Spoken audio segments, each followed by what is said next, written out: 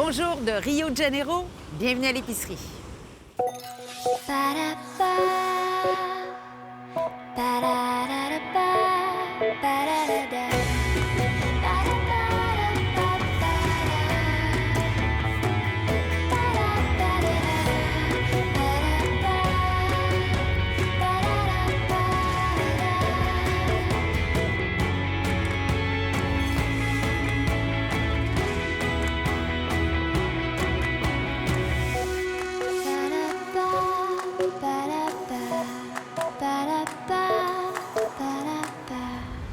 Cette semaine, nous sommes au Brésil, à Rio plus précisément, où se tiendront, comme vous le savez, les Jeux olympiques. L'épicerie vous prépare des reportages sur les habitudes et les produits brésiliens, certains entre autres qu'on retrouve même chez nous sur les tablettes de nos épiceries. Dans les prochaines émissions, il sera question du plat national du Brésil, la feijoada, de leur nouveau guide alimentaire. Mais tout d'abord, on vous parle d'un produit qui est un symbole au même titre que la samba et le football, le café. Petit matin d'automne à Rio de Janeiro. Les cariocas sont à la plage. Sur les terrasses, on savoure la boisson du pays, le café. Tous ces édifices que vous voyez ont probablement été construits avec l'argent du café. C'est le café qui a façonné le pays. Le Brésil est le plus grand exportateur au monde. Nathan Herskovitz est le directeur de l'Association brésilienne de l'industrie du café. Il représente 80 des producteurs. Plus de 6 millions de Brésiliens travaillent dans l'industrie du café. Avec 40 de parts de marché, le café du Brésil se consomme partout sur la planète. Et pourtant, on ne le voit pas sur les étalages de nos épiceries. Au Canada, en épicerie, dans les restaurants, on voit beaucoup de café du Costa Rica, du Kenya, on en voit du Pérou, jamais ou rarement du Brésil. Il reste à dire au monde qu'un café brésilien de qualité existe et qu'il est disponible. C'est un problème de marketing que nous nous efforçons de résoudre. En vérité, on retrouve le café brésilien dans notre quotidien, mais il se cache dans des mélanges vendus sous diverses marques. Starbucks, Tim Hortons, Lavazza, Illy Café, Nespresso. Pendant des années, on a privilégié la quantité plutôt que la qualité. Mais les choses sont en train de changer. À l'invitation de Nathan, nous nous rendons accompagnés de notre guide Pedro dans une plantation à 7 heures de route à l'ouest de Rio. Regarde la lumière, là. Ça, tu ne vois qu'à l'automne, quoi. L'été, c'est pas possible. Il y a dans l'État de Sao Paulo des milliers de plantations de café, comme à Espírito Santo do Pinhal.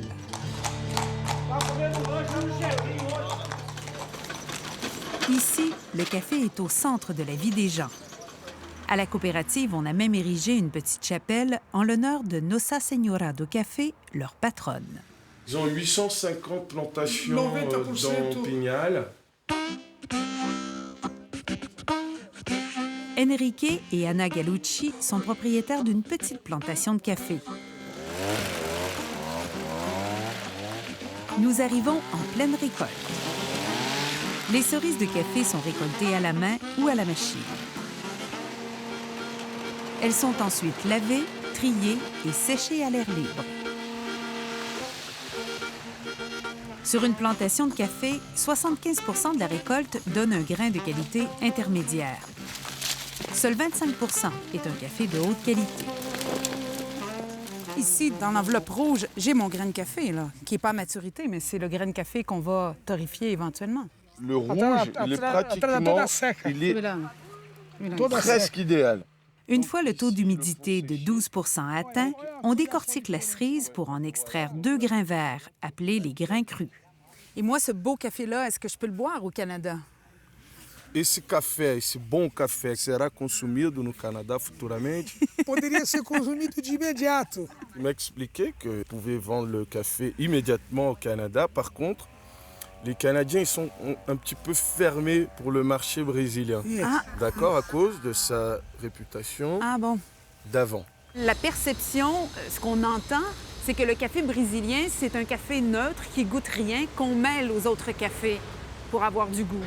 O meu comentário é de que essa visão Le café brésilien avait mauvaise réputation. Depuis les années 90, on a fait des efforts pour améliorer la qualité. Et les gens qui l'achètent le savent. é o suprimento de cafés de alta qualidade. Cette réputation est à refaire. Les producteurs en sont conscients et ils se sont donné les moyens pour compétitionner avec les grands cafés du monde. Obrigado, bon trabalho!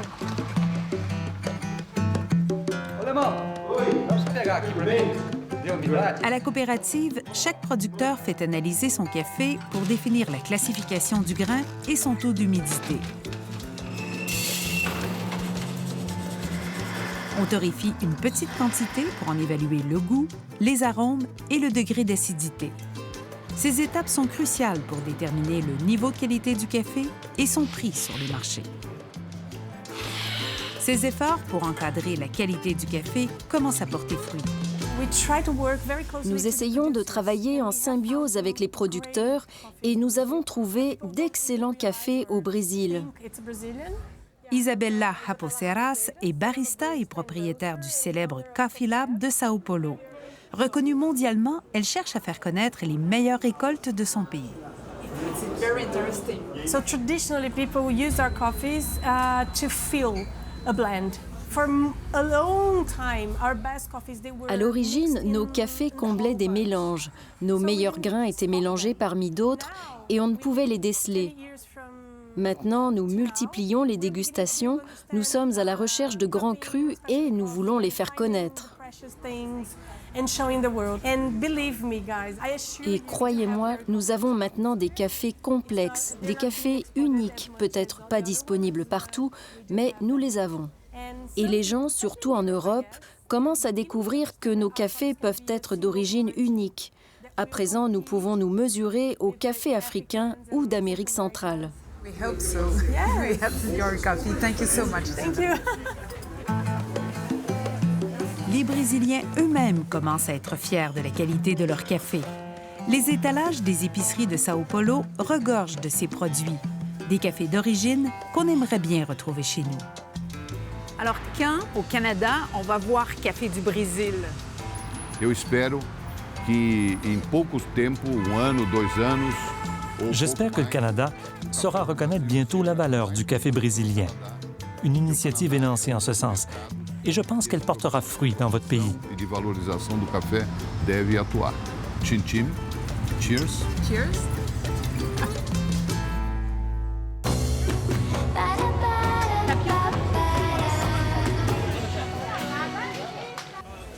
Voici le marché Feira Libre en plein cœur de Rio, un marché typique comme on en retrouve tous les jours ici. Restez là, au retour de la pause, on se transporte à l'heure de l'apéro pour du vin bien au frais.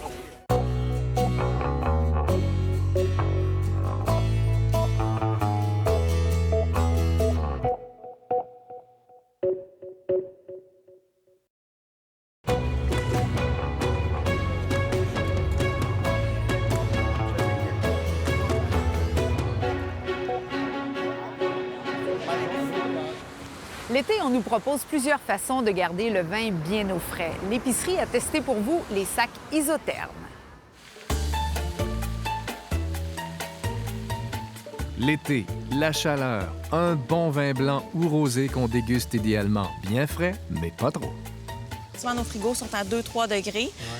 Donc, l'été, ça va parce que si on sort comme ça peut réchauffer assez vite. Mais on veut pas que ce soit trop chaud non plus parce que là, l'alcool va venir très lourd, très présent. On va pas percevoir l'acidité non plus du vin.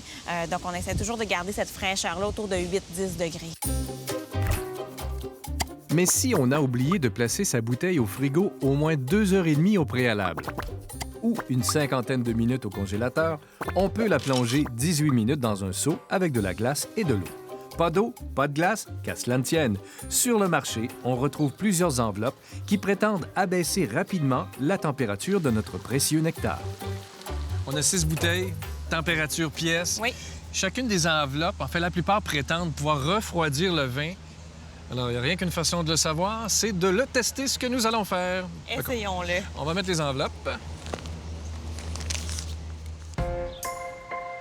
Selon le mode d'emploi, les enveloppes dont les prix varient de 4 à 34 $ ont été mises au congélateur pendant au moins 6 heures. C'est bien fait? Oui. On part les chronos. Le brillant, là, c'est ça. Ils disent vraiment, là, ça ne demande que quelques minutes pour refroidir le vin. OK? Et on est 2 degrés de moins. Ouais. Ça dépend. Chat noir, eux, ils parlent de refroidissez vos bouteilles en 5 minutes. La chaise longue, garçon, celui-là ici aussi, on parle de environ 5 minutes. OK? Puis le Trudeau aussi parle de 5 minutes. Dans le fond, là, ces 5-là ici, là, Ouais, on parle de c'est ça. 5 minutes ou quelques minutes, Ouais. refroidissement rapide. Là, ça fait quoi? Là? Ça fait presque 4 minutes qu'on a commencé.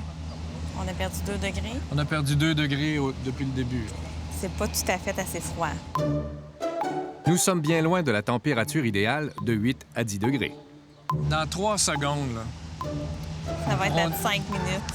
Bon, là, la démonstration est faite. En 5 minutes, les appareils ne refroidissent pas le vin suffisamment pour que ça soit agréable. Je pense qu'on va attendre un petit peu. Ils disent 5, mais peut-être qu'ils se sont trompés, On puis est flexible. c'est 10, peut-être c'est 15. Attendons 10 minutes. On s'entend que là, ça fait déjà plus que 10 minutes, puis Oui. il se passe pas Ça grand-chose. refroidit là. pas du tout. On va jouer à bataille, OK? Attendons 15 minutes. Bon, oui, peut-être pour le vin rouge. on va Attendons à l'extérieur. une demi-heure. La démonstration est faite. Cela ne fonctionne pas. Nous sommes au mieux à 17 degrés, soit 2 fois trop chaud pour être bu. Et vérification faite, même après 1 heure, la température ne baisse pas plus. Pour garder au frais, je pense que ça peut être pratique d'avoir une enveloppe. Si on s'en va chez des amis l'été ou si on sort sur le bord de la piscine et qu'on ne veut pas sortir le seau à glace et l'eau. Donc, je pense que ça va être pratique pour garder une bouteille au frais. Nous avons vérifié combien de temps les bouteilles déjà froides restaient fraîches dans les enveloppes. Au début du test, la température du vin était à 9 degrés dans nos 6 bouteilles témoins. Résultat, toutes les enveloppes conservent bien le vin au frais la première demi-heure. Les plus performantes étaient les 2 achetées chez Renaud-Bré. Après 2 heures, le vin était toujours à la bonne température. Conclusion, les sacs réfrigérants n'abaisseront jamais les bouteilles de vin à une température idéale pour la dégustation, mais ils sont très utiles pour garder au frais celles déjà froides.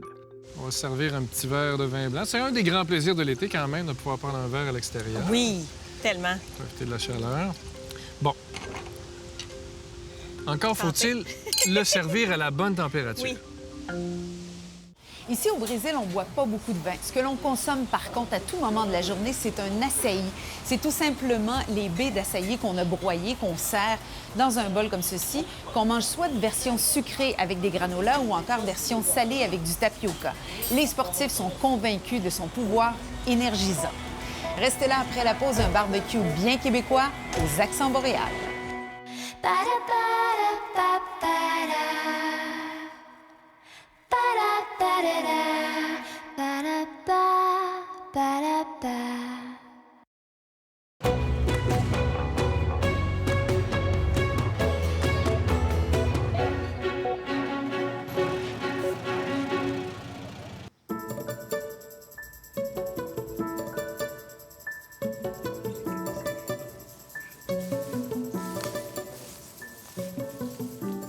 Tous les produits qu'on utilise poussent sur le sol et sur le territoire québécois. Aujourd'hui, Arnaud Marchand cuisine champignons crabes, sirop de bouleau et livèche. Au menu, hamburger au bison et légumes grillés. Pour la grillade de légumes, on va prendre les courgettes, les asperges avec les panais. On va juste les enrober avec un peu d'huile de canola biologique. C'est très savoureux, donc on se fait surprendre. Il ne faut pas trop en mettre parce que sinon, ça domine vraiment dans la recette. Le fait de refermer le couvercle par-dessus, ça va garder l'humidité du légume. Ça va éviter qu'il se dessèche trop aussi dans le barbecue. On va fermer. Pendant ce temps-là, on va préparer nos champignons. J'ai choisi donc les champignons crabes. À la base, il est blanc, puis il devient orange parce que c'est un autre champignon qui le mange. Puis c'est à partir de ce moment-là qu'il développe plus sa saveur. Puis on dit un côté plus une saveur maritime, un petit peu crustacée. Il fonctionne très bien dans tout ce qui est homard, les choses comme ça. Donc là, on va l'utiliser en produit séché qui se trouve très facilement. Pour ce faire, on le réhydrate et on le fait revenir dans un peu d'huile avec de l'échalote française pour lui donner une texture intéressante. Donc je tourne un petit peu aussi mes légumes grillés. Ça sent vraiment bon. Là, il y a une très belle odeur qui se dégage. Ce qu'il faut essayer de faire avec ces produits-là, c'est des produits quand même d'excellente qualité, c'est de ne pas de les cacher. Donc là, les champignons sont prêts. Pour la grillade de légumes, on les sort, on les recoupe. Puis on va pouvoir ensuite assaisonner avec sirop de bouleau et un petit peu de racines de céleri sauvage. Donc le sirop de bouleau, c'est vraiment le même principe que le sirop d'érable. C'est la sève de l'arbre qui est recueillie et ensuite qui est réduite pour avoir une consistance sirupeuse. Puis c'est ça qui fait sa particularité. Moi, le sirop de bouleau, je l'aime beaucoup le travailler donc, dans mes plats salés. Donc ça, c'est quelque chose qui se démarque, ça ramène un petit peu, ramène encore du corps, une petite touche d'amertume, une touche amertume mais complexe, donc qui est vraiment agréable. C'est délicieux. C'est vrai que c'est un mi-chemin entre le sirop d'érable et la mélasse. On en met un petit peu dessus. Et pour finir, le petit ingrédient que moi, je suis tombé en amour en fait avec ce produit-là, c'est la racine de céleri sauvage qui n'est autre que la racine de l'ivèche. Donc qui est déshydratée et puis on peut simplement la râper. Donc ça, c'est très, très, très savoureux. On retrouve encore notre côté céleri. Puis je trouve ça vraiment intéressant. Rien que l'odeur qui se dégage. Ouf! Ah ouais, c'est très céleri. C'est très puissant. Puis tout notre mélange de petits légumes grillés, il est prêt. La racine de céleri sauvage, c'est la racine de l'ivèche, tout simplement, à l'état sauvage, qui est ramassée, qui est séchée. Puis ensuite, qu'on peut râper sur les plats, puis ça va très bien avec les viandes braisées, par exemple. Pour le burger de bison, j'ai voulu vraiment le laisser nature, justement, pour qu'on puisse distinguer la saveur du bison, qui est quand même qui est très savoureux en viande hachée. Là. Ça, c'est vraiment mon petit coup de cœur à chaque fois dans mes hamburgers. Je mets toujours un petit peu de compoté d'oignon. Sur la viande, on ajoute ensuite du fromage. Dans ce cas-ci, l'Hercule de Charlevoix. Et pour terminer, donc les petites graines de moutarde qui vont comme amener un côté croquant et un côté un petit peu épicé à la recette. Là, évidemment, on a monté notre hamburger, on a mis nos légumes et il nous manque la relish. La relish de l'ivèche. Pour faire la relish, on fait blanchir la livèche. On ajoute un mélange de sucre et vinaigre de cidre et de la gélatine. Donc la livèche, on peut la travailler à cru, donc les feuilles émincées, hachées, puis un petit peu comme du persil, comme on pourrait utiliser du persil, mais vraiment en moins grande quantité parce que c'est beaucoup plus prononcé en saveur. Je l'utilise dans la relish, c'est un condiment. Donc on assaisonne un petit peu comme on veut notre burger avec cette relish. Moi j'aime ça, je trouve qu'on goûte le bison. Chaque chose est respectée en fait. On a un petit peu la graine de moutarde, le fromage, puis on arrive de temps en temps sur un petit morceau de relish. Donc c'est cet équilibre-là que j'aime en fait dans un burger comme ça. Puis la relish, c'est quand même fin, là. C'est pas... moi, ça m'agresse pas. C'est délicieux. Là, on va quand même goûter aux légumes aussi. Oui. Oh, c'est bon. C'est tout simple. C'est vraiment simple. J'ai juste des légumes grillés, mais bien assaisonnés. Un gros merci. Merci beaucoup, Denis.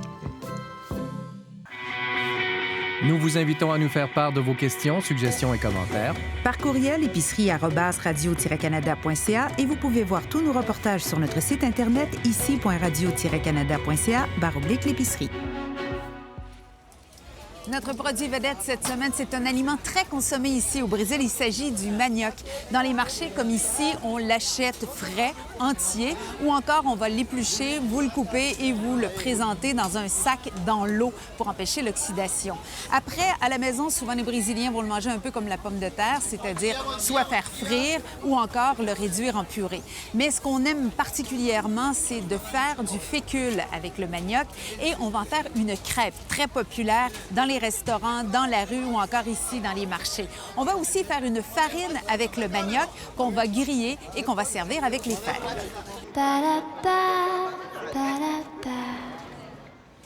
Dans un marché près de Rio, pour 5 reais, autour de 2 $, vous allez avoir une noix de coco fraîche. Ici, on vous la coupe, vous buvez directement l'eau de coco. C'est très populaire, autant à la plage, au marché qu'à la maison.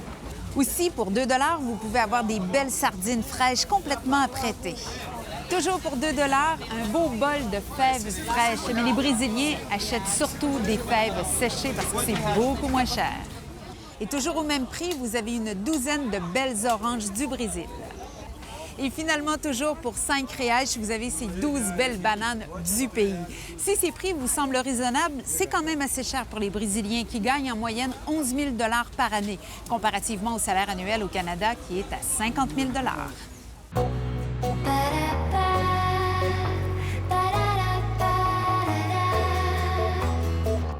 À notre prochain rendez-vous, le nouveau guide alimentaire brésilien en voie de devenir un modèle.